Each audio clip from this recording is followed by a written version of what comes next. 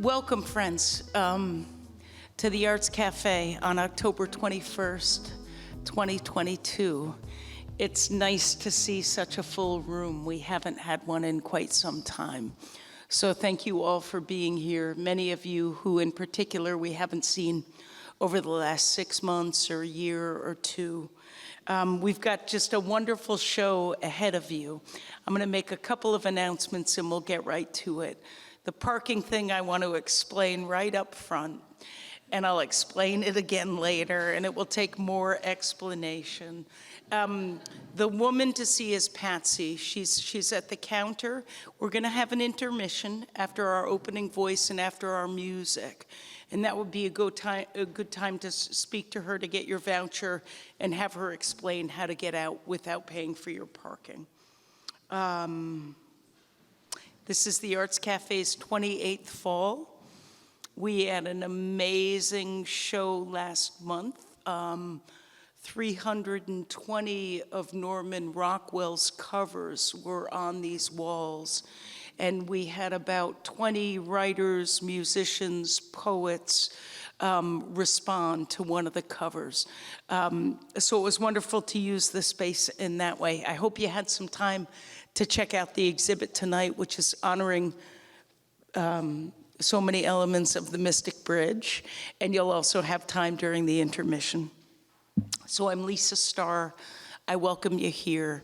You're gonna hear from me again. So right now, I'd just like to get us started. Once again, thank you all for being here. Parking wasn't so bad tonight, so it's been harder to navigate. Thank you all who had to go through an extra step or two to do that. Tonight we have our beloved poet Sue Ellen Thompson back in town. Sue Ellen, I was on Block Island, which is I think further away than Tanzania is. So I missed your long ride in Connecticut doing my own thing on Block Island. But Sue Ellen, you have a popularity here where I can't find you because you're hiding. There you are. Such a following here, and we welcome you back. It's a great honor to be having you share the stage tonight with Catherine D'Annunzio. And some of you might know, but many of you might not, that Sue Ellen and Catherine have been involved in a beautiful mentorship relationship for many years. And I think they've had huge influence on each other's work. So it was terrific when Sue Ellen wrote to me and said, hey, I've got a really good idea for an opening voice. And I said, hey, I had that idea 2 months before you did. So it's just it's a beautiful, beautiful partnership of extremely powerful and viable and real women's voices. And our musical act tonight, Luke and Mike, we'll introduce you to after Catherine. Luke is Catherine's son.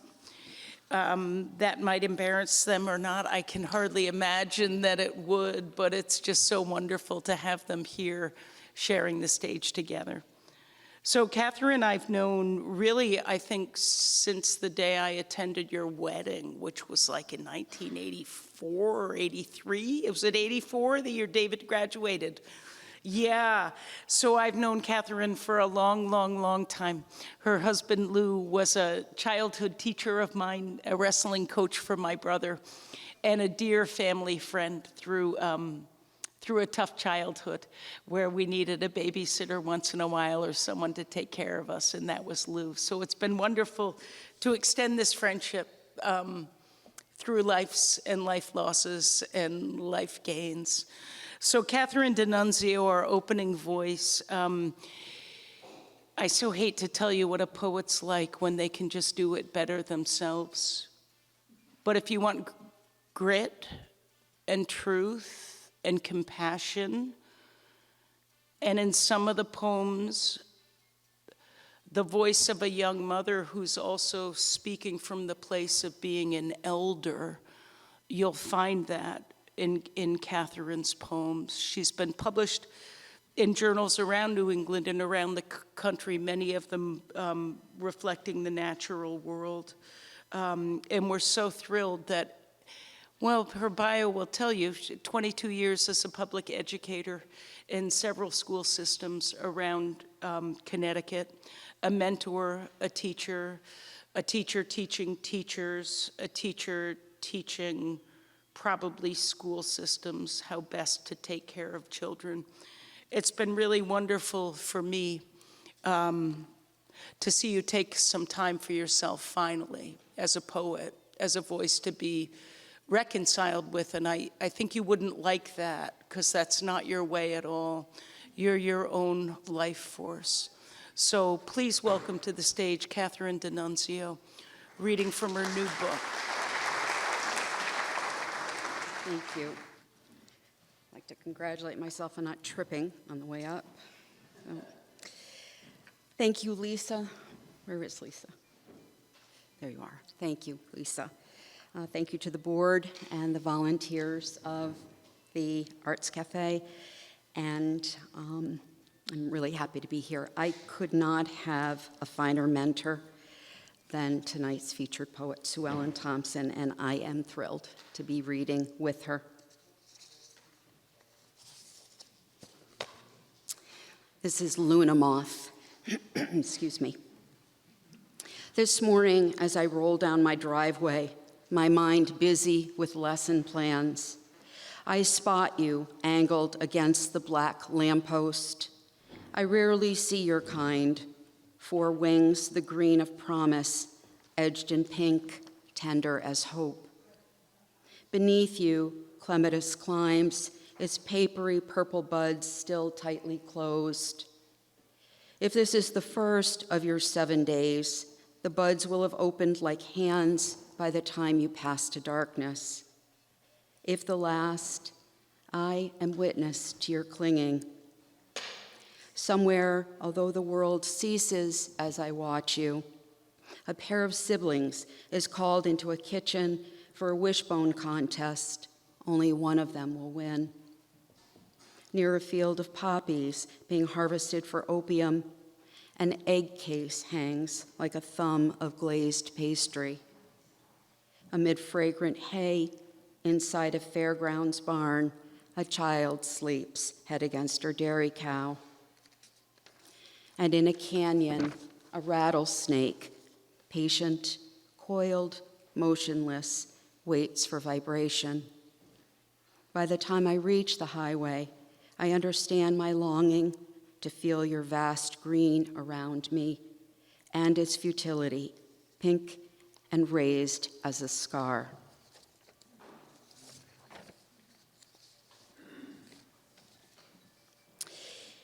This next poem considers, among other things, one of the losses of our shift away from being an agrarian society, the snakeskin.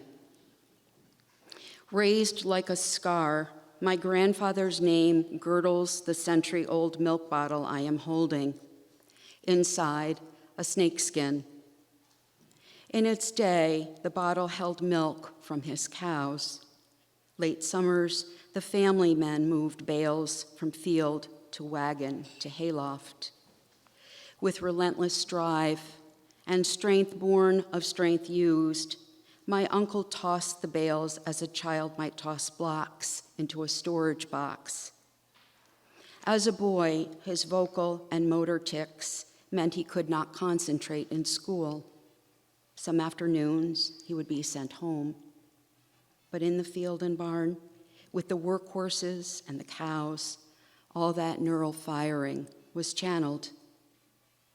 Is it true the snakeskin came from the barn and that he found it on a rafter in the loft? True, partly true. Stories get passed on. Maybe just their bones matter anyway, and the directions encoded in the genes. So we tell the stories that bring my uncle back to us, so my sons tick too. Harder these days for such boys, coiled with itch and energy, with no set way to wriggle out of their skins.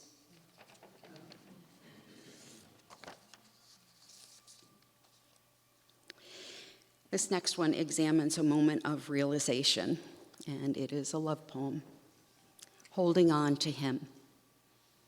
He's shaving in the mirror by the open window when the sun catches a strand of hair upon his chest, glinting silver among the rest. She murmurs, he turns, she finds the strand, follows it, grazing his skin with her fingertip.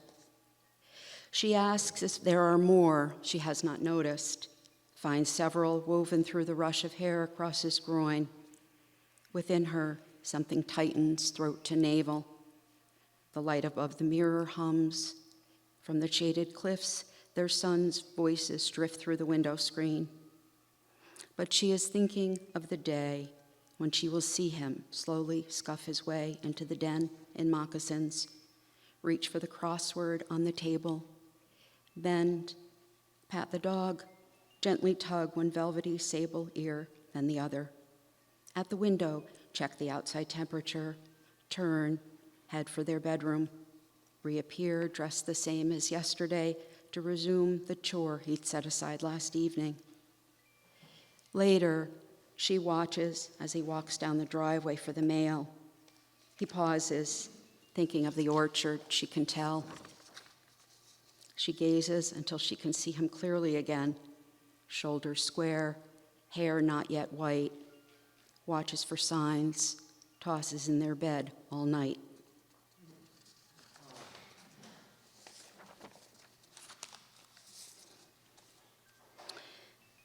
In a commiserating email recently, a college friend theorized that we boomers believed we would never be old. I thought we'd never even think things like young people today. On a more serious note, this is baby gift. On my baptismal day, my godparents gave me a sterling silver cup on which my monogram and date of birth are still decipherable. Its dimpled bottom seems to suggest its smithy-eased body to base, the way a seamstress joins a full skirt to a bodice. Instead, it documents how, clutching the cup in my fat fist, I banged it on my wooden high-chair tray. Now, young parents want to receive soothing sound machines for sleep, or feeding bowls with suction cups for bottoms. After they and their children are gone, what useful object made to last will someone hold while thinking, she once held what I am holding now?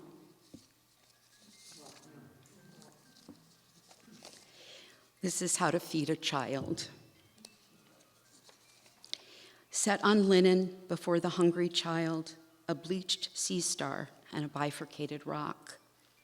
The five-fingered shell is something fragile she can care for, intriguing enough to kindle desire, enough like bone to build on, enough like bone to say, this was once alive.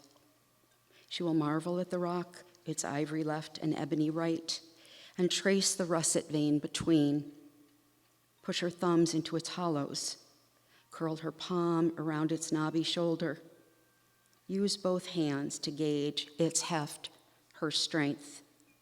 Wonder what tomorrow's feast will be.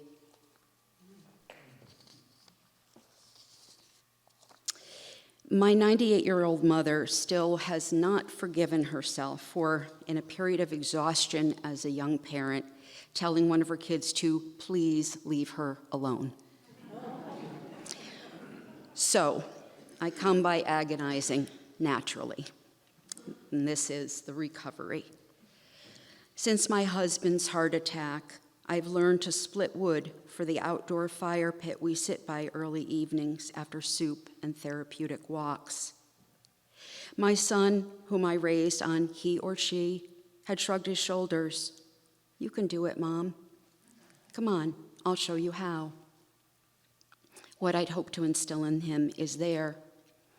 But does he carry, too, the errors a first-time parent makes? I worry that he must. My husband thinks I'm too hard on myself. Look at him, he's happy.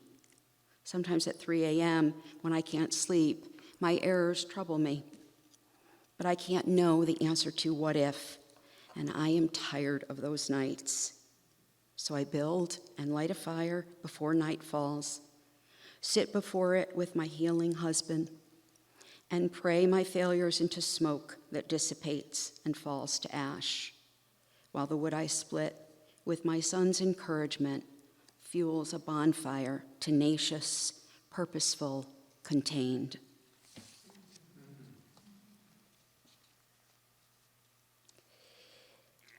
The cake. Serve it under your magnolia to your sons, to your daughter-in-law, to your small grandson, and to your husband just home from the hospital. Think of your mother, wrapped now in papery skin, who called you to the window when you were small to see birds and foxes, and took you to the high meadow behind your house and showed you corn cobs the farmer left for deer. The cake is good, the blossoms magnificent. You pass on what and while you can.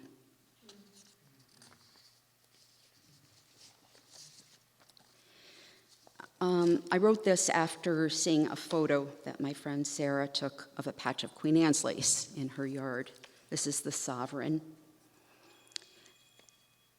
Is this blossom of Queen Anne's lace past her prime? Around her, like delicate parasols, others at their most enticing bob evasively at passers-by. But days ago, she sent her umbels curling forward into a seed head in which she prepared her progeny. Undulating and coiling, they form a cavern fit for echoing.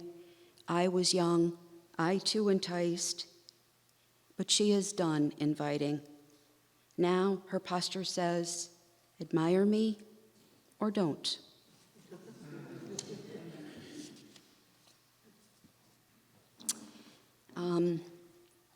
Two pieces of context for this one. In a bookcase when I was growing up was my mother's copy of Khalil Gibran's The Prophet. My next poem begins with this quote from Gibran: "Your children are not your children. They are the sons and daughters of life's longing for itself." And the other piece, at 97, my father was diagnosed with Alzheimer's. As I was losing my father over the 2 more years that he lived, my mother was losing her husband. A different kind of logic. Again, my father says he wants to go home. Again, my mother tells him that they sold their home years ago. This is home now. Again and again, he asks her when they will go to bed, where they will sleep, what is next. Last night, he referred to my brothers and me as adopted, though we were not. And after 70 years together, he has begun to forget that he is married to my mother. She hands my father the phone in hopes my voice will soothe his spirits as it always has. He listens quietly as I tell him about my day. But when I tell him that his great-grandson spent all morning climbing, singing, and digging for dinosaur bones, my father cries out joyfully and declares, "Do you know why he does these things? Because he has an eternal spirit of happiness." I recount the exchange to my exhausted mother. A moment passes. Haltingly, she speaks. He could always see, he could always recognize the spirit within a person. And he could see how that connected to something beyond what we can see. I take the chance she has offered. I wonder, Mom, if he means something other than the old house when he speaks of going home. And last night, when he called the boys and me adopted, maybe he meant it in the way Gibran suggests. In the stillness, before her duty love takes over, my mother is unburdened by a different kind of logic. And my last poem. Sometimes I cannot get out of my own way. And there are moments when nature provides me a fresh perspective or a new perspective. The task. Carrying in her beak a twig 3 times her width, Carolina wren lands on the narrow perch of the birdhouse she's claimed in the dogwood tree. Again and again, she seems to be trying to push the twig through the birdhouse entrance. How can it not have snapped, I wonder, just before I realize she's acting on a plan? Bracing the twig in her beak against the house, she slides it left, left, left, until with a sudden sweep of russet head above tucked wings, she snugs the twig lengthwise against her body and disappears into the house. Some days, the task too huge, the opening too small. I feel myself as driven as any nesting wren. I make the twigs fit however I can, because these are my wings, my beak. With these and my resolve, I build the life I can. Catherine, I'm hearing murmurings. They're saying very impressive, very impressive. Extraordinary is what I would say. Thank you, Catherine.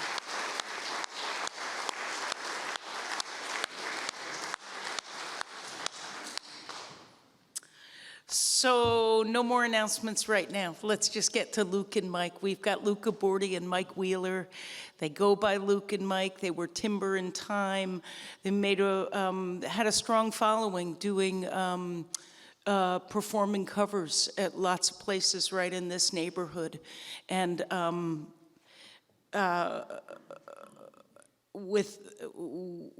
fortunately, they've begun writing their own music.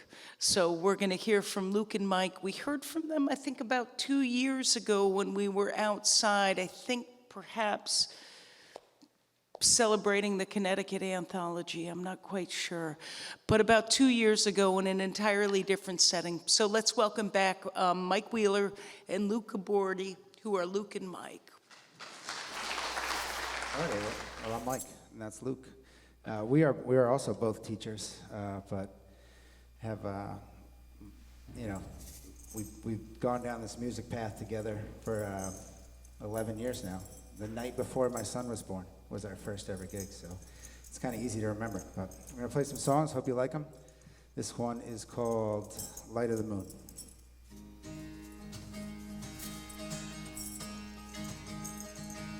Wake up in the morning, little sunshine on my face. 2 feet on the cold floor, Lord, it takes my breath away. Days are getting longer, but the nights, they're still cold. But I know, yes, I know. Sip of heaven in my cup, I'm always running for the door. Leave a wake behind me, half my life's there on the floor. The winter winds, they sting my hands, cutting me to the bone. But I know, yes, I know that someday real soon, we'll walk that path together through the beach over the dunes. And I know someday real soon, we'll be laughing by the light of the moon.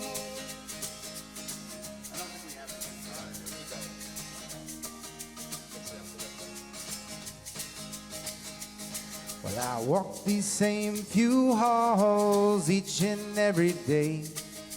Try to leave a smile on the people that I meet. Some days go fast, but most days they drag on real slow. But I know, yes, I know that someday real soon, we'll walk that path together to the beach over the dunes. And I know someday real soon, we'll be laughing by light of the moon. We'll be laughing by the light of the moon.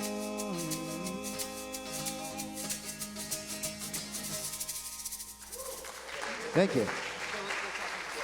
So we didn't, Realized the guitar wasn't working there halfway through, but It's you just got to roll with it. we often have very silent classes in front of us, and it's due to their inattentiveness, and this is unique to have silence and attentiveness. I don't know what to make of this, but you could hear our unamplified guitar. Anyway, we're good. Yeah, thank you.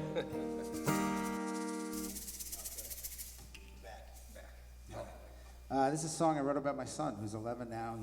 He's not so small, but he used to be.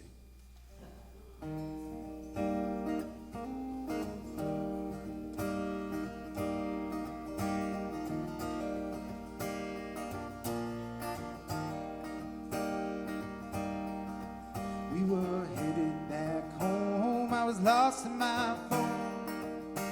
Caught a glimpse of you in the mirror. You had dirt on your clothes and a smile on your face. With a dream in your eyes, you're still young enough to chase.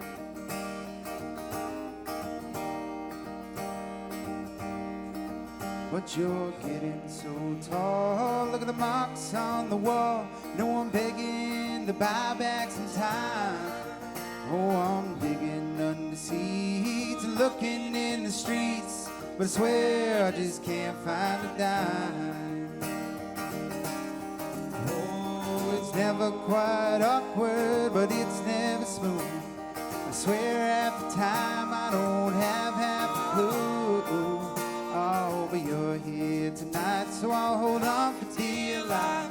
These moments, they fade away. Oh, I'll wrap you up tight and hold on for dear life. These moments, they fade away.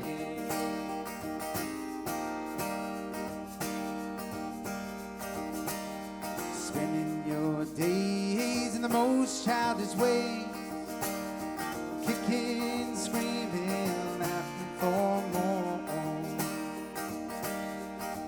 Soon these days will turn to weeks, weeks will turn to years, years will turn the pages, leave me in tears. Oh, it's never quite awkward, but it's never smooth. I swear half the time I don't have half a clue. Oh, but you're here tonight, so I'll hold on for dear life. These moments, they fade away. Oh, I'll wrap you up tight and hold on for dear life. These moments, they fade away.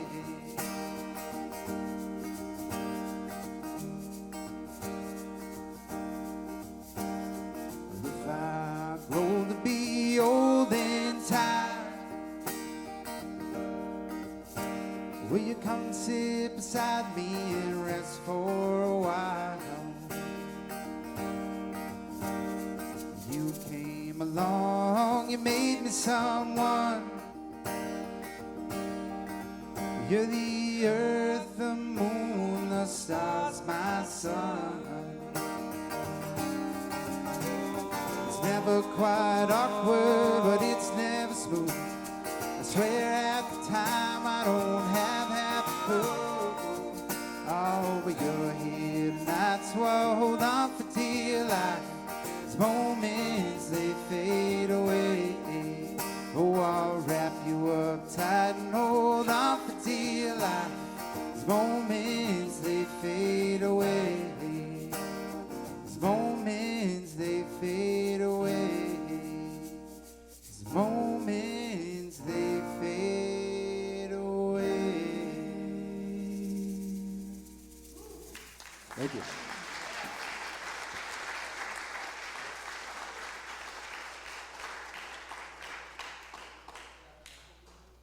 Is it okay if I take a drink?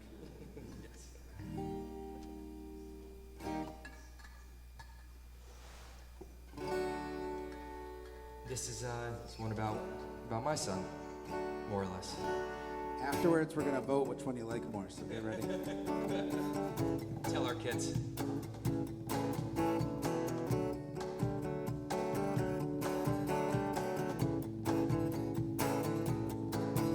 Little feet, little hands. ants crawling all around the floor, and looking up at your mama and your daddy up so tall. And I want nothing more than to wrap you in my arms and make you free from anything in this world that could do you harm.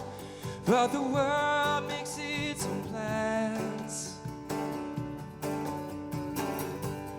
and I'm only a man.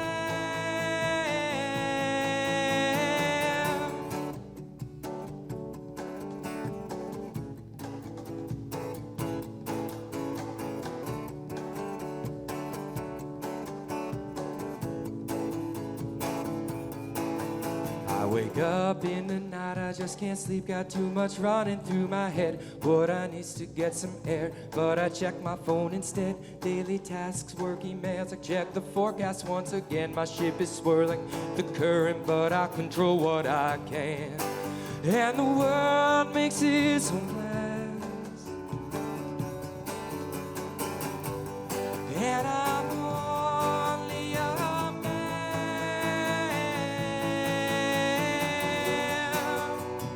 Oh.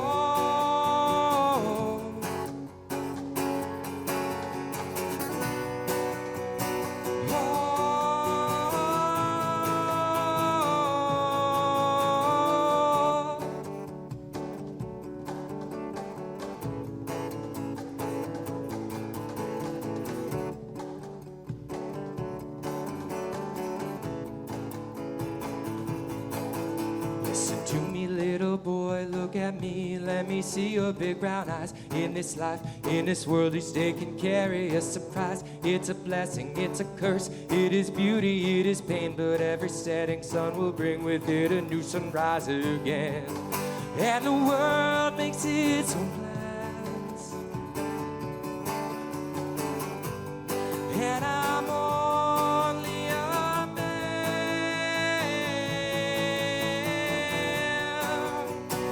Oh.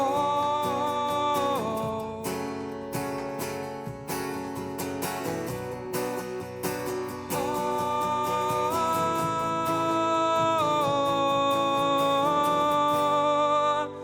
And the world makes its own plans, and I'm only a man. And the world makes its own plans, and I'm only a man.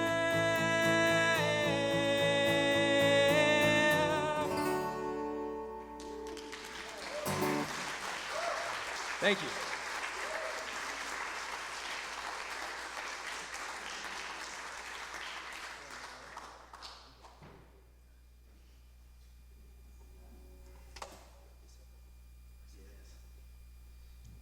Luke decided this next song was called something today. What was it? I'll tell you when it's over. I was sitting alone by a fire one night, and I just had a couple, not great things happen to me. Nothing that bad, but I think it's quick and easy to forget all the things to be grateful for. So I sat down and I wrote this.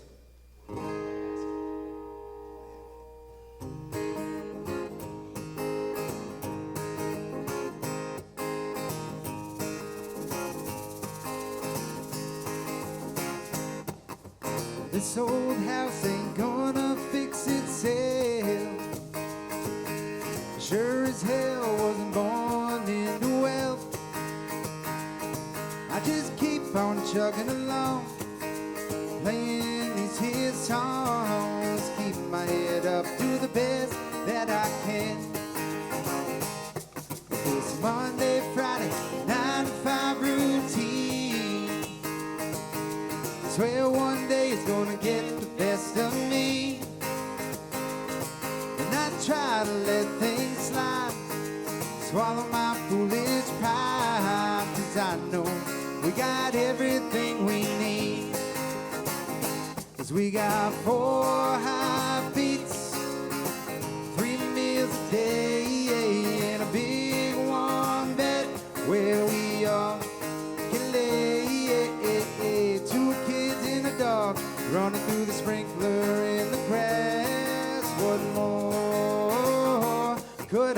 ask? What more could I ask? But these damn dirty dishes, I swear I clean 3 times today. A stack of bills on the table want to be paid. Well, that laundry there on the floor, tomorrow there'll be more, especially when us 3 kids have our way. But we're doing okay, 'cause we got 4 heartbeats, 3 meals a day, in a big warm bed where we all can lay. 2 kids and a dog running through the sprinkler in the grass. What more could I ask? What more could I ask? Now we can work till we drop to make our way to the top. When we get there, turn around and see that everything we need,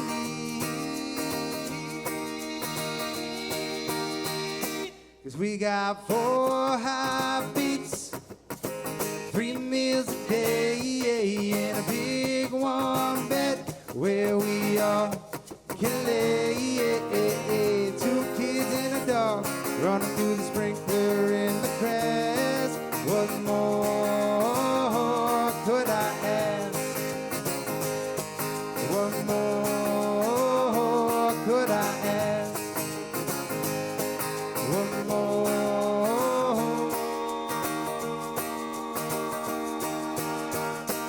could I ask? Thank you. Yeah. Appreciate that. That's my favorite one. So what's it called? I think it's What More Could I Ask? I've heard that before. We can play one more? Is that One or two, they said where we at. Two, those ones. you want one? Yeah, sure, I'll do that. Sure.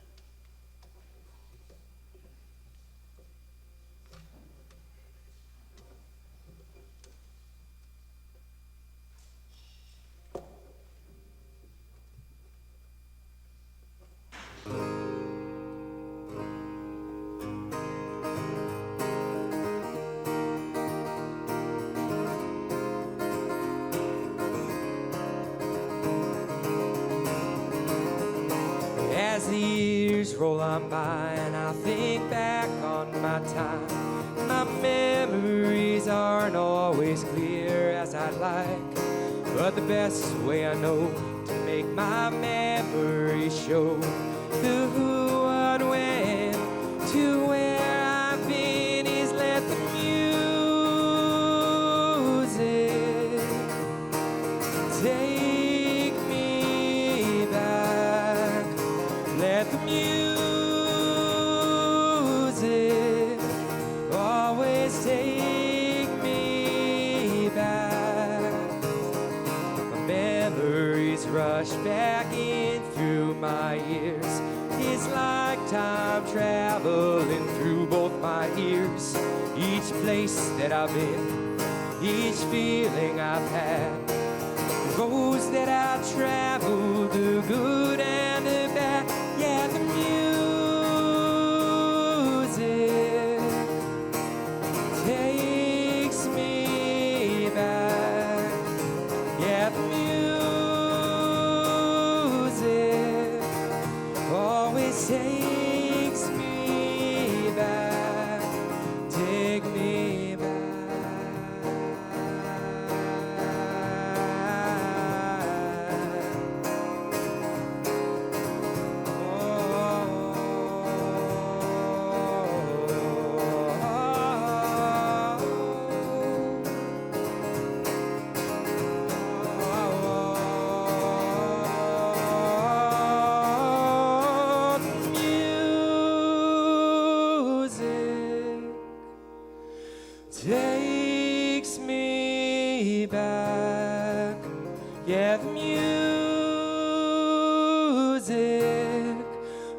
always takes me back.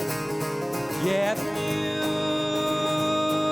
music always takes me back. Yeah, the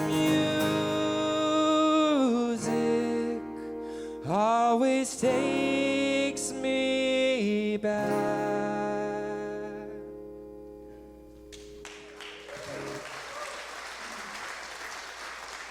Thank you.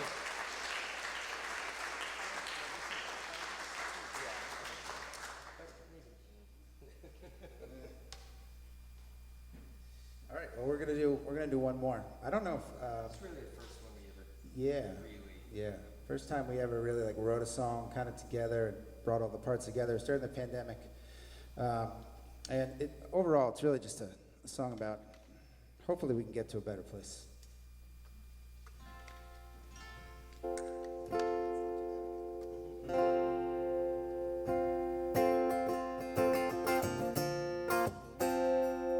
Oh, I couldn't sleep last night. I tossed and turned to daylight, but I wrestled with the sunrise, and it laid my eyes to rest. We've been running on empty, trying to fill up on hope. Yes, we may be broke, but in the darkness, light it can grow. So what do you say? What do you say? No, it's not too late. And life's too short to be so damn angry all the time. What do you say? What do you say? This past is not our fate, and together love conquers hate.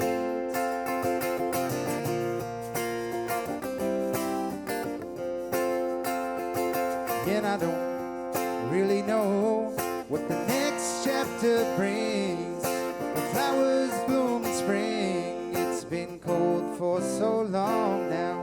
I've been holding to a dream I think most folks believe. The line between right and wrong has been blurry for so long. So what do you say? What do you say? No, it's not too late. Life's too short to be so damn angry all the time. What do you say? What do you say? This past is not our fate, and together love conquers hate.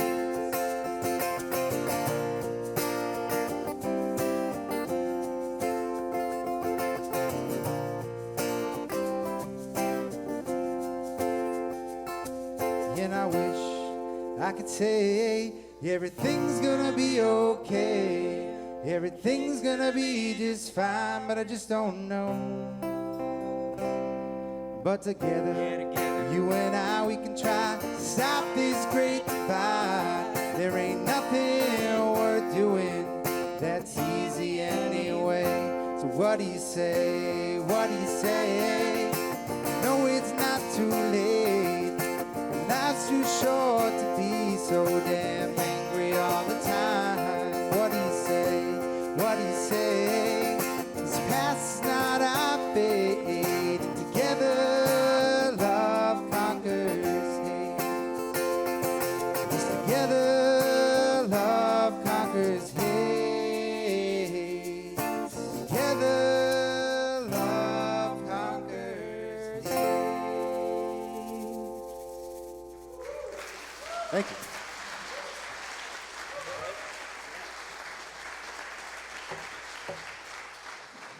So we'll take a minute and settle in. Again, thanks so much for being here. Pretty easy night to drive to Mystic, although I did come in on exit 89, and it looked like the bridge traffic was really backed up, like around 4:30 to 5. Were you guys coming that way?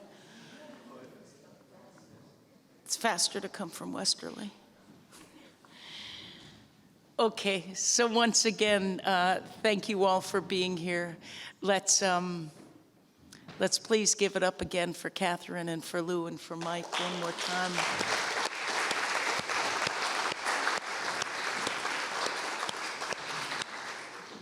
Catherine has apparently left the building. And now it's a real honor for me to introduce Melanie Greenhouse, who was the initial founder of the Arts Café Mystic, who will be introducing Sue Ellen Thompson. Hi, everybody. It feels like homecoming. And all to honor our dear friend, Sue Ellen Thompson. I'm just so grateful to be in this beautiful space where we can gather hopefully 6 times a year to share art, music, and poetry, and escape for a little while the bad news in the world and the dystopian United States of America. It has been 8 years since Sue Ellen's last appearance here at the Arts Café. I had the good fortune of hosting her 3 times while she and Stuart lived in Mystic. And I was the very willing proofreader of 2 of her poetry collections and 1 anthology. These were opportunities to study and admire her craft, her skill with poetic forms. I saw close up the kind of restraint and discipline it takes to prevent a poem from becoming self-indulgent or overbearing. Her work is what B.H. Fairchild, a really great poet, describes as a blend of courage and craft, a marriage of conceptual and sensuous. And besides being a great poet, Sue Ellen is a good sport. In 1994, she agreed to take on some speaking roles in Dylan Thomas's Under Milkwood, which a ragtag band of semi-performers did for the Noank Historical Society. And not coincidentally, this is the same year that the Arts Café began. Then a few years later, she performed again in an off-Broadway production of Point of Land, a story of Noank written by some obscure Noank playwright. Stuart and Sue Ellen moved to the Eastern Shore of Maryland in stages. By 2006, they were gone. And that left a big void in Mystic. And by the way, my childhood happened to have been spent on the Eastern Shore of Maryland. I grew up there. And it seems we've traded geographies.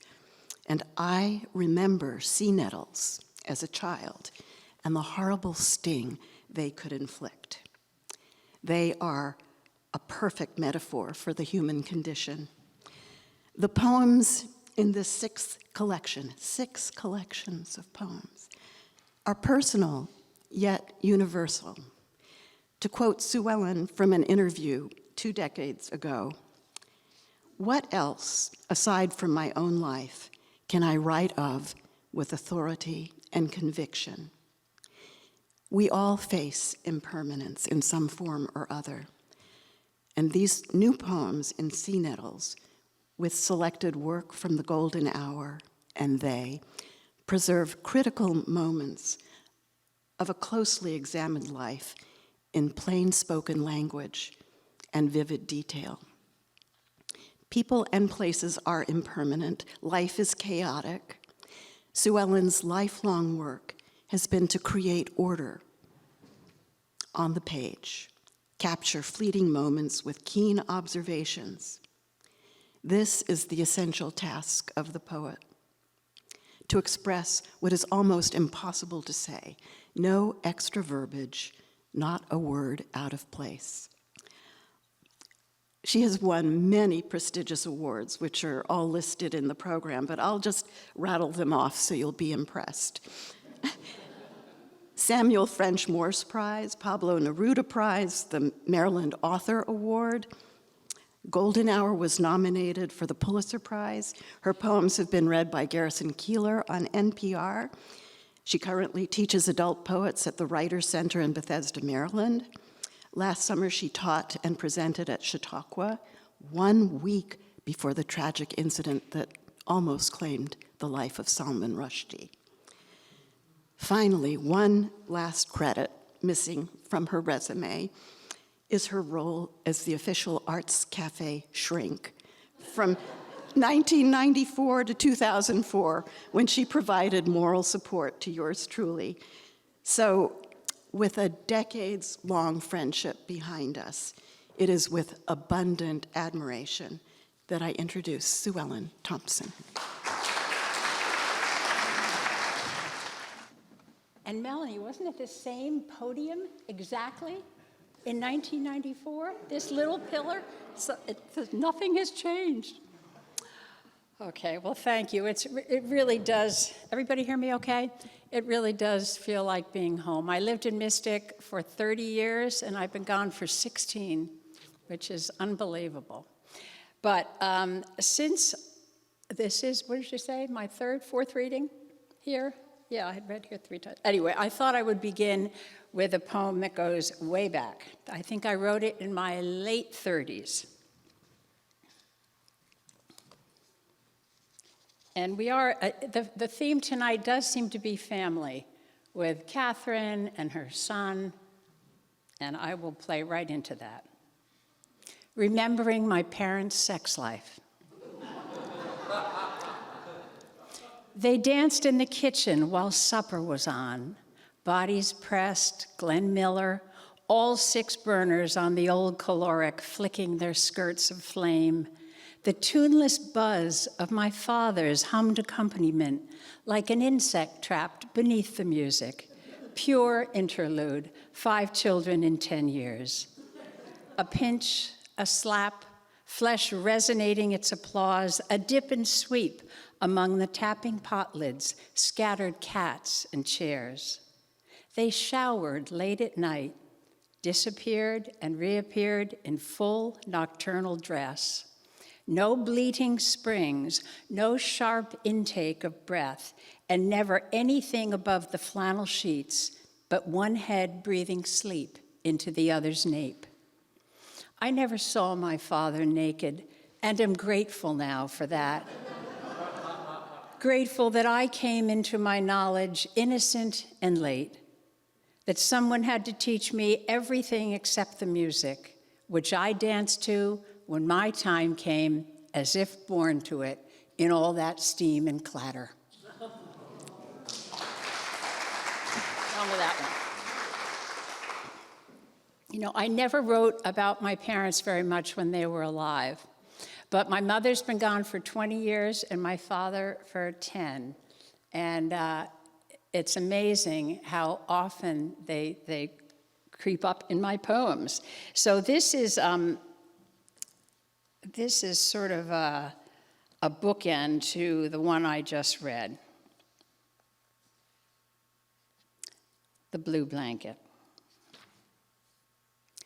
Toward the end, my father argued with my mother over everything. He wanted her to eat again. He wanted her to take her medicine. He wanted her to live. He argued with her in their bed at nap time. He was cold, he said, tugging at the blanket tangled in my mother's wasted limbs. From the hall outside their room, I listened as love, caught and fettered, howled at its captors, gnawing at its own flesh in its frenzy to escape. Then I entered without knocking, freed the blanket trapped between my mother's knees, and shook it out once, high above their bodies' cursive. It floated for a moment, blue as the Italian sky into which my father flew his bombs in 1943, blue as the hat I'd bought her for the winter she would never live to see. My father's agitation eased. My mother smiled up at me, her face lucent with gratitude, as the blanket sifted down on them like earth.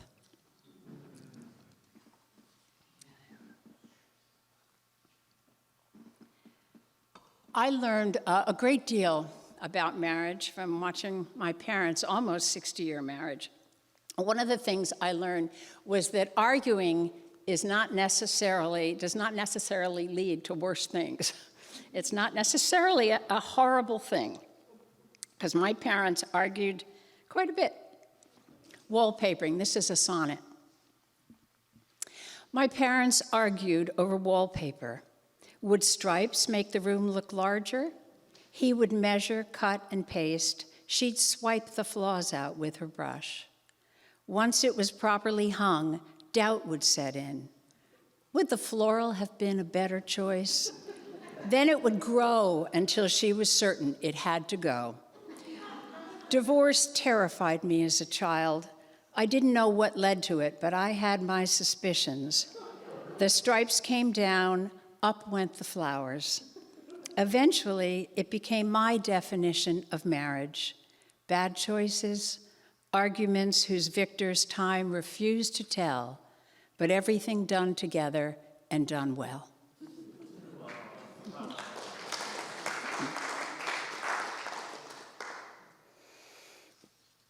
As far back as I can remember, every Christmas and birthday, when we asked my father what he wanted, he would say one of those horrible lounge chairs, you know, the ones that expand to about 8 feet and have the little holder for the remote and the drink and all of that. And my mother just would not allow it. It just did not fit in with her decor. My father gets his wish. For years, my father had longed to be like the men he'd seen in the ads on TV, recumbent in their lazy boy recliners. He'd tell my mother, in all honesty, there were few things that could make an old man happy. With that, he'd slink off to the living room, which was arranged exactly like the one she'd seen in Country Living, with wing chairs anchoring a reproduction oriental and a Queen Anne coffee table tiled with magazines. After our first visit from hospice, when my mother found out she'd have to rearrange her bedroom furniture to accommodate the hospital bed she'd sworn would never take the place of her canopied pencil post antique, she said that when his birthday came, I should buy my father a recliner. She had begun to see our lives continuing without her, and she wanted them to be just like the old lives, but blessed by everything to which she'd been an obstacle. As she signed the check, I watched the horses from the neighboring farm raise their fluent heads as one, and summoned by the invisible, move in unison towards an opening in the pasture fence, while a brisk wind closed the gate behind them.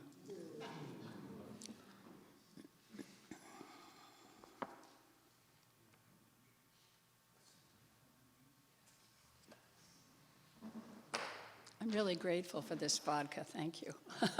I know it's against the rules.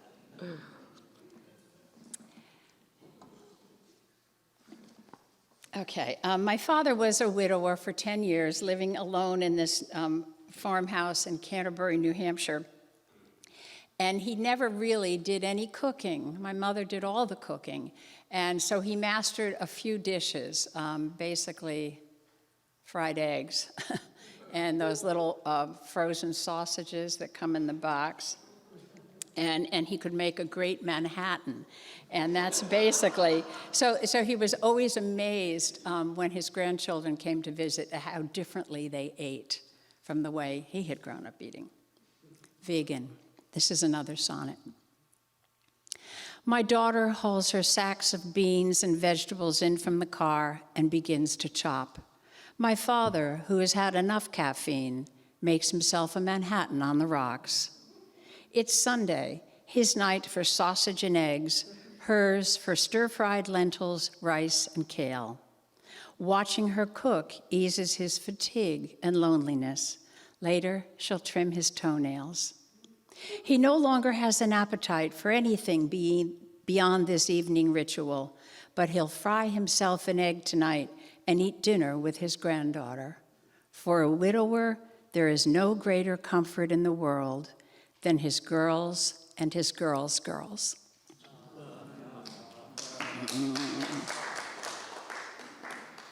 Well, the irony, for those of you who know me, is that his girl's girl wasn't a girl at all. when I read here 8 years ago, I read from my book, They, about raising a transgender child who is now 42. This poem goes back to her, now their, childhood. Oh, yeah. So she uses they, them, and theirs as pronouns. She was a student at Norwich Free Academy, which is where Catherine's son teaches. Both of you? Both of you. Okay. Huh. Interesting. I thought I meant that. Okay. This is called A Comfort. You know, back then we didn't know what was going on. We just didn't understand the issue. We were just ignorant, basically.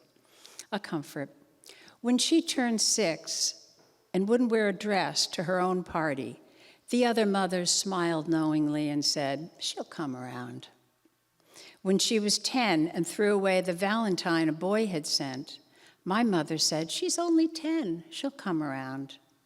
At 12, she wore her father's flannel shirts to school. "They call it grunge," her teacher said. "She'll come around when she's a little older." In high school, there were other girls who spiked their hair and dyed it dark magenta, but only mine wore underwear designed for men beneath her low-slung cargo pants.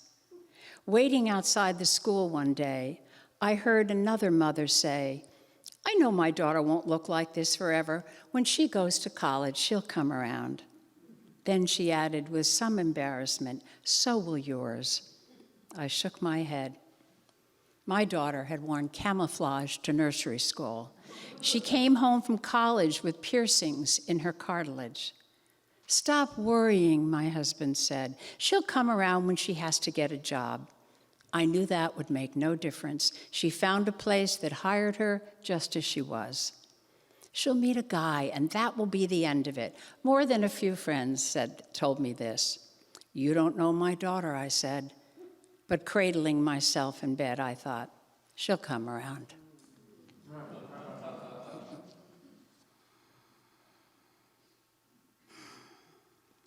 So when we lived in Mystic, we had a little boat that was called a Marblehead dory skiff, and it was built in the small craft shop at the seaport. And a woman who worked in the small craft shop carved the tiller for us, which was shaped like a woman's leg. And we did sell the boat actually back to the seaport. Is it still there? I think it might be. But we kept the tiller.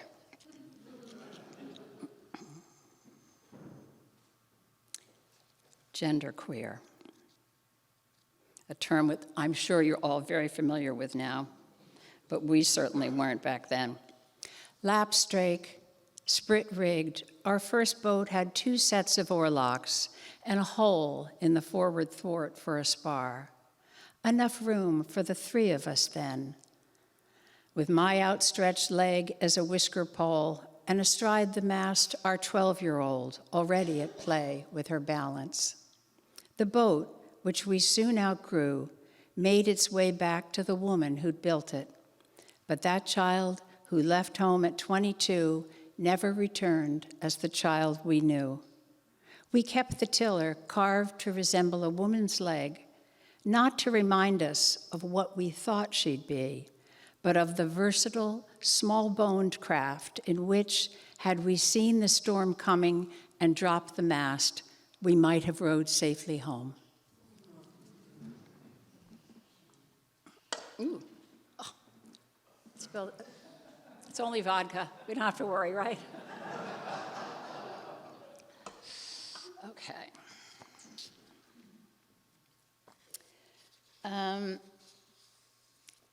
This is another poem that hints at the plural pronoun issue without actually mentioning it. It describes the little playhouse, which all the grandchildren in our family called the hut, that my father built for them on this little sort of hill a few hundred yards from the house. And the house itself dated back to the early 1700s and was called Echo Rock Farm.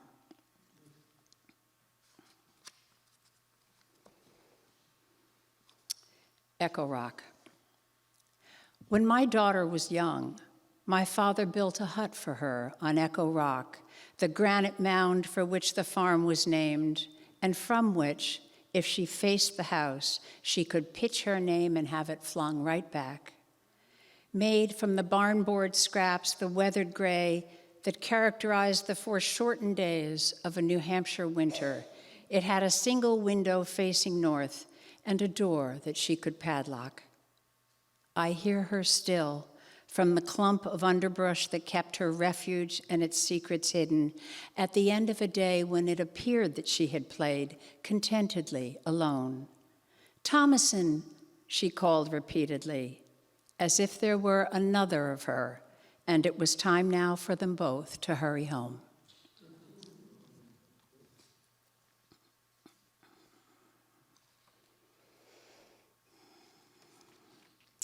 So after graduating from Norwich Free Academy, our child went to the Rhode Island School of Design, which is, the perfect place for an artistically inclined young person to explore not only gender identity, but body piercing, tattoos, and weird, unattractive hairstyles. And as some of you, if anyone has ever been to a RISD graduation, they're famous for what the students wear, what the graduating, or don't wear.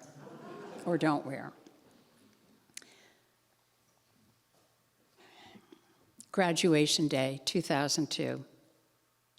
The cap and gown for which we'd paid lay discarded back in her room, although she'd cut 2 black strips from the hem and wore them as armbands. She'd pinned 2 small silver wings to her back and wore glasses with heavy frames and no lenses.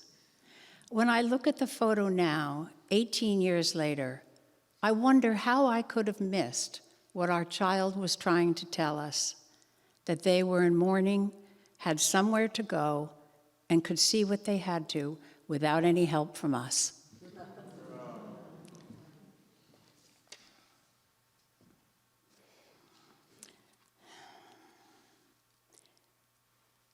So my parents lived on this farm in New Hampshire my father lived there for 30 years and my mother for 20. And right up, really until the end, they did everything themselves, all the maintenance. And it was a house, a huge barn, several acres of land, a pool house, all that stuff. They did everything themselves. And toward the end, when my father got up into his late 80s, he loved riding the John Deere tractor mower, and we would just raise the blade up. So he thought he was mowing the lawn. But actually, he would have run over every rock in the way if we had actually put the blade down. Oop, wrong page. The window washers. Autumn meant that it was time to wash the windows. My father on a ladder pitched to clear the shrubs. My mother clutching her rags and spray bottle, her face stern like a judge's. The only sound was tapping on the glass. Not my side, must be yours.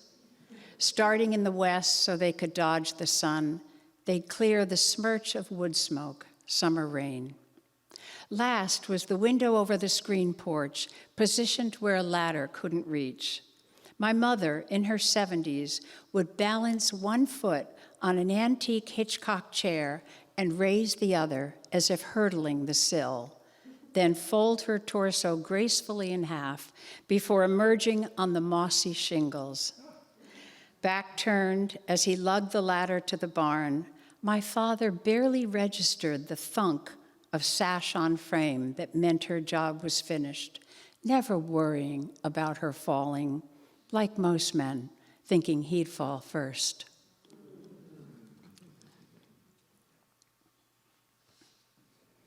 So there were 3 girls and 2 boys in my family. And the girls definitely dominated, particularly at the dinner table. And one of our favorite subjects was underwear. particularly bras. And our mother had nursed so many babies that she had convinced all of us that wearing the proper bra could forestall almost any problem we might encounter in our adult lives. It's true. It's absolutely true.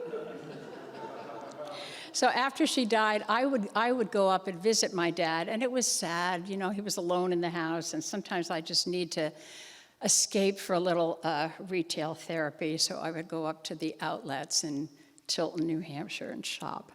Bra talk. When my sisters and I were in our teens, the dinner table talk was all about bras, the crucial role that underwires played, the pros and cons of seamless cups, and whether rhinestones or rosettes should mark the place where the wires met above our breastbones. My father would be sitting there, eating meatloaf with his salad fork, or using the butter knife to spread his ketchup. And instead of lecturing us on how society would judge us by our manners, my mother would be telling us about the sale on Maidenform at Kresge's, or crediting the proper bra for seeing her through 5 pregnancies and endless years of nursing. What my father thought of our obsession was a mystery. But I won't forget the day I came home from the outlet mall and he, approaching 90 and 8 years a widower, asked me what I'd bought. Reluctantly, I pulled 3 Bali ultralight lace minimizers from my shopping bag. Then, to head off his embarrassment, I added, "Buy 2, get 1 free," to which he replied, "That would have made your mother very happy."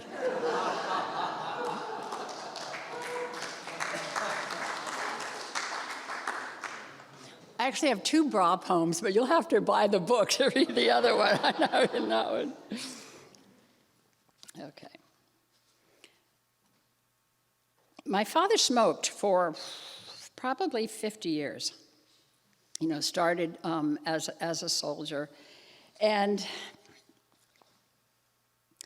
we were all raised to think that that was one of the worst habits you could possibly have, was to smoke. You know, there was just no allowing any of us to even think about picking up a cigarette. Smoking. I never forgot my mother's anger the day she went looking for gloves and found cigarettes in my sister's coat pocket. Or the time I got carsick on the way home from church and she made my father pull over and stub his butt out on the curb. When he and my aunts played cards in the kitchen, she'd open the windows and turn on a fan. And if he wanted to smoke after work, he'd have to do it outdoors. After she died, he told me that in their retirement years, when they dined at the Red Blazer on Friday nights, she would often smoke one of his cigarettes after dinner. I tried to imagine her slender fingers holding aloft a Winston King, or a lasso of smoke floating over their heads after leaving her lips as a perfect ring. I tried to imagine her doing anything that wasn't done expressly for us, even keeping secrets, but knowing this one was enough.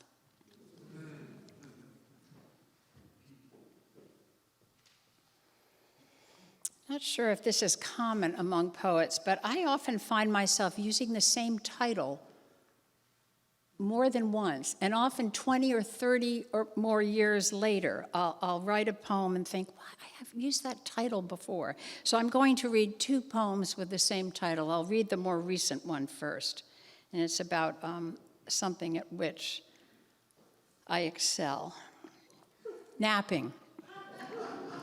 6 months retired, my husband has started napping with me on the daybed in my office over the garage.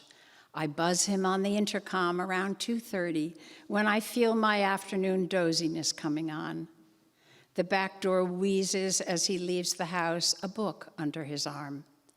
We lie head to foot on the twin mattress, purchased in the hope that it would lure our grown child for a visit, and sink beneath the duvet, unable to see each other's face beyond the tented mountains and the books pitched at their base. Soon one of us, and then the other, puts the book aside, rolls over on a hip and shoulder. Like the sterling salad forks, indispensable at dinner parties when we were young, but now relegated to a felt-lined box in berths facing opposite ways, we don't know if or when we'll be of use to anyone beyond each other again. So, with one foot planted firmly in the warm earth of the other's armpit, we let the afternoon close over us. We grow accustomed to our narrow space. Okay, and here's the slightly older poem with the same title, a sonnet, Napping. My mother, who had walked 6 miles 6 days a week for years, knew that her life was ending. One day she smiled at me and said, "I'm not in the mood for walking today. I think I'll take a nap instead." She never napped before lunch. But how else could she say it? All morning she lay wrapped in an afghan on the sofa, her eyes intent upon a pattern taking shape in the air. I cleaned her kitchen, my diligence a substitute for grieving and a kind of prayer. She didn't tell me not to, adrift, serene, quietly dropping the reins of her routine.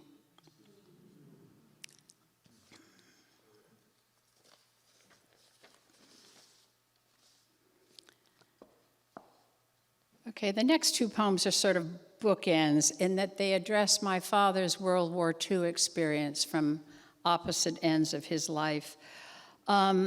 He was a B-24 pilot shot down over northern Italy and taken prisoner by the Germans, and he spent the first 2.5 years of his marriage to my mother in a German POW camp.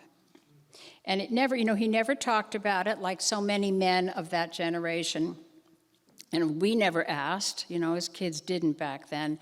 But I never really realized how recent, when we were growing up, how recent that experience was. He hadn't been home that long. So, Sharky's Dump, 1958. On the way home from Sunday school, our father veered off on a dirt road ending at a dump where wild pigs could be seen rooting through the garbage. The swamp surrounding it had grown a greenish skin, and our mother, who believed in God but would not trade a morning alone in the house for anything, had given us her old chipped dinner plates to skim across it. Not far away, the local airstrip ended in an archipelago of concrete. Distant Piper Cubs and Cessna Bobcats idled lazily until, like greenhead flies inspired by the scent of horses, they suddenly accelerated toward us. Our father, still in his 30s, lay across the open tailgate of the station wagon, smoking Winstons as the plane's low bellies rolled over him. This was where we wanted to be on a Sunday morning, flying our plates out over the swamp's unbroken green, terrorizing the local pigs, while our father, who hadn't flown a plane since the war ended and he'd returned from prison camp, ethereally thin, watched a younger man, winged and unencumbered, fade into smoke and silence.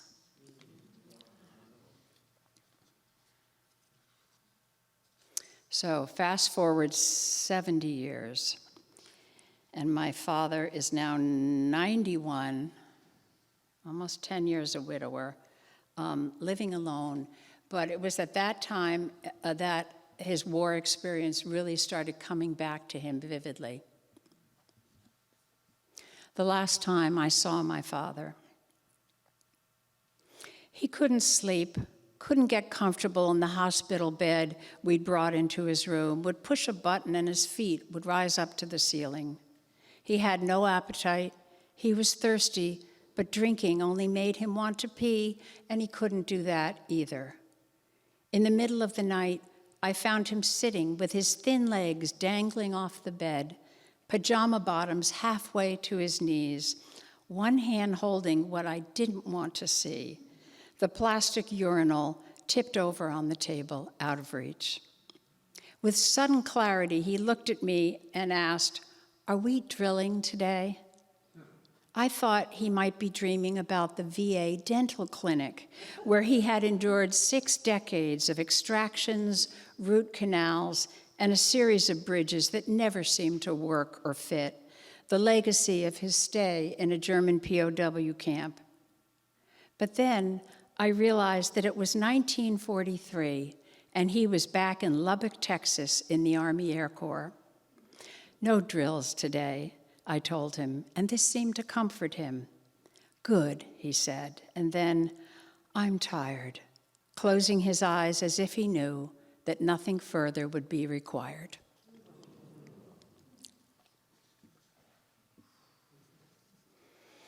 So when we left Mystic in 2006, we moved to a small town on the eastern shore of the Chesapeake, which is sort of a combination. I always describe it as a combination of not Mystic, no, that's St. Michael's. A combination of Noank and Stonington, and then Iron Flat. That's sort of what it's like. It's got a population of about 350 in the winter and maybe double that in the summer.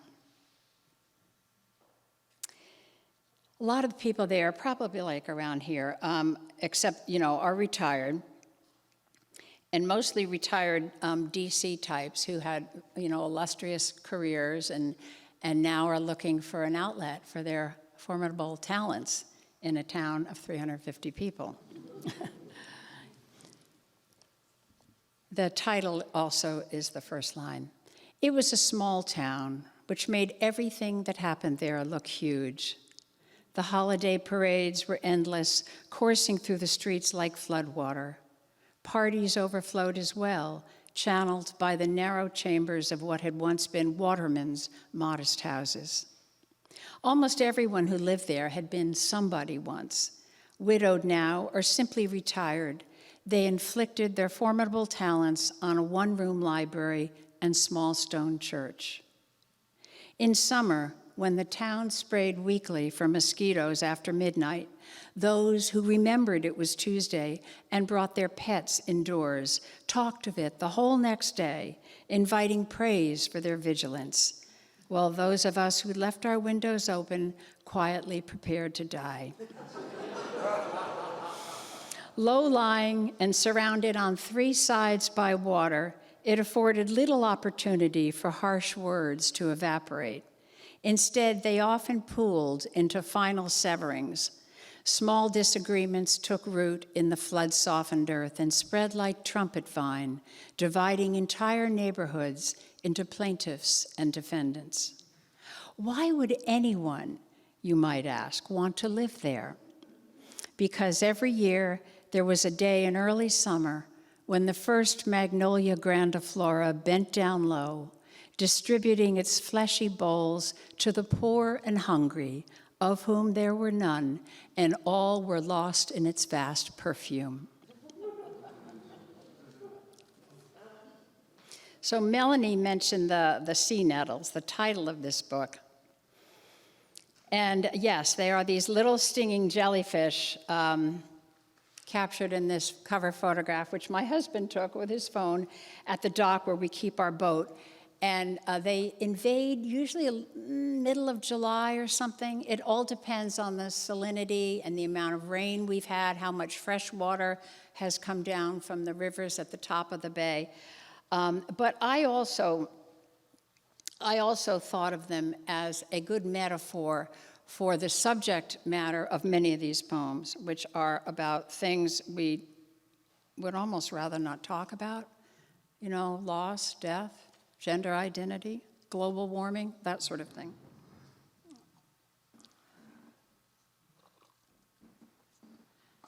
Sea nettles. Foolish wishes, passing thoughts, dreams abandoned long before they prove themselves impractical. In mid-July, the Chesapeake is rife with them, their coalescing forms like memories struggling to break the surface.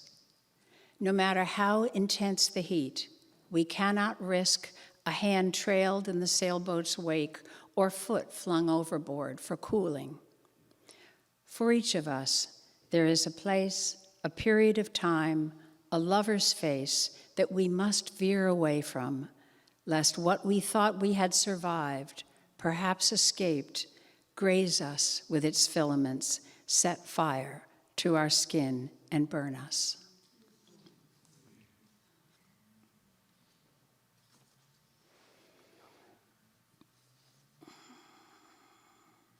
Next poem goes back a ways to a period of time in 1979. Mystic Seaport sent my husband to London, to Greenwich, right outside of London, as part of an exchange of museum employees.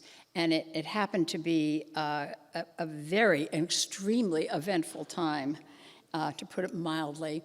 And among other things, we were married when we were there. 11 Park Vista. This is another sonnet. We rented a room from an English violinist and shared the kitchen that filled the second floor. We had until the lessons downstairs were finished to cook and eat our dinner before he started his. Married now and beginning to show, I took the train to London every day and joined the crowd perched on folding camp stools at the Tate.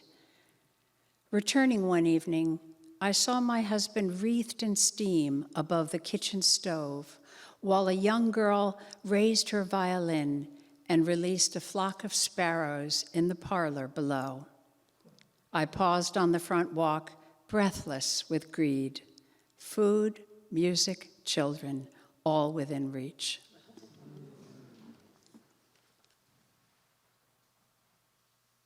Just a few more. Okay, this is a poem I've never read, actually, in public. I don't know why. It has 3 parts, and I guess it's up to the listener to tie them together. But the last part, the last section, does refer to my house on High Street, so I thought I'd read it tonight. Evidence.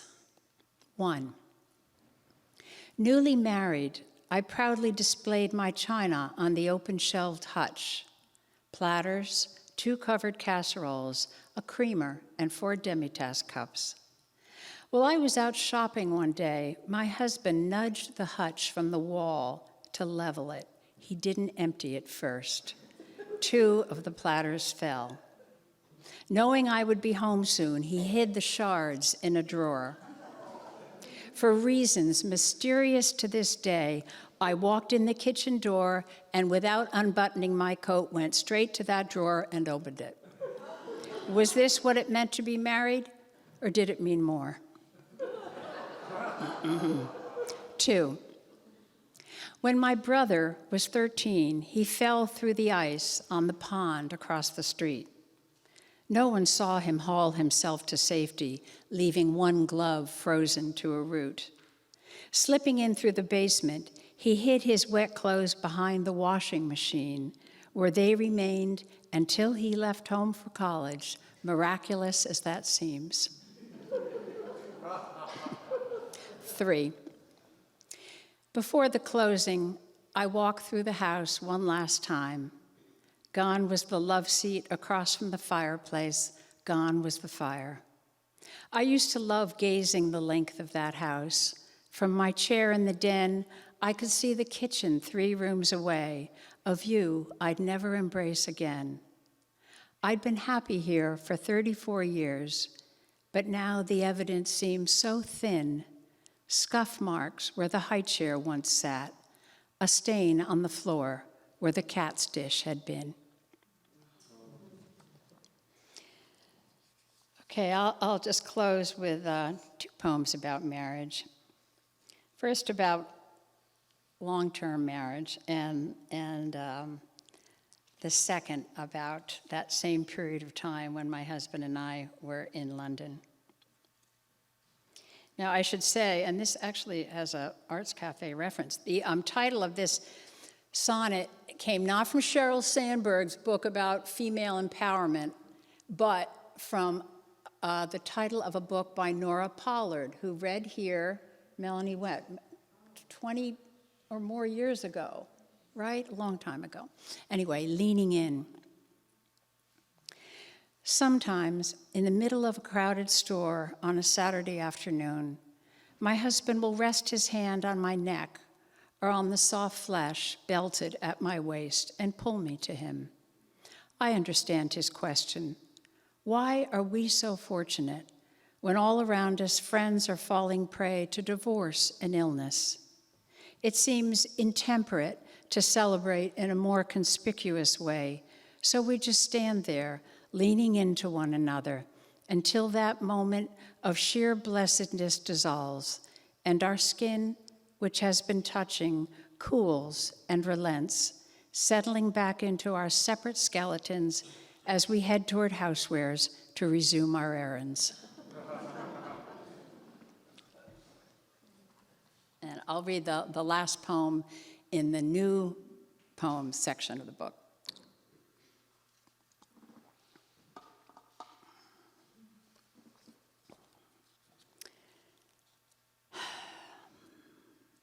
London Wedding. Held beneath the withering gaze of the Woolwich Town Hall's marble Queen Victoria, it was a small midweek affair, attended only by my boyfriend's co-workers looking for an excuse to knock off early. Afterward, we gathered at a local wine bar where we ordered burgers and the Nouveau Beaujolais. It was raining as we walked home to our flat along the busy Trafalgar Road, a bent umbrella rib channeling water down our backs. He slipped his hand between the buttons of my raincoat and held it there against the small, defiant seed of what would one day be our greatest challenge. A car swerved suddenly to avoid a hazard we couldn't see. A siren wailed, a child screamed. But at 31, alone together on a dark, wet street in a city that barely knew us, I don't remember being anything but happy. Thank you very much. Thank you. Wow. No more talking. Let's bask in this. Sue Ellen and Catherine, I thank you so much. Luke and Mike, I thank you so much. Every member of the audience for being here. So much gratitude. Perhaps you two could head over to the book table just one more time. Vouchers, see Patsy. Our next event, our final event of the fall, will be 4 weeks from tonight on November 18th, featuring Christy Max Williams with his new book, his award-winning book, The Wages of Love. And the opening voice will be Albert Kausch, who was also really, really fundamental in the founding days of the Arts Café 28 years ago. So thank you all for being here. Go buy a book if you haven't. Christmas is coming, so is Kwanzaa. Buy a book, and thanks for being here. If you have any trouble with the vouchers, stick around and we'll help you in the parking lot. But make sure you see Patsy right outside, who will help you through those efforts. One more round of applause.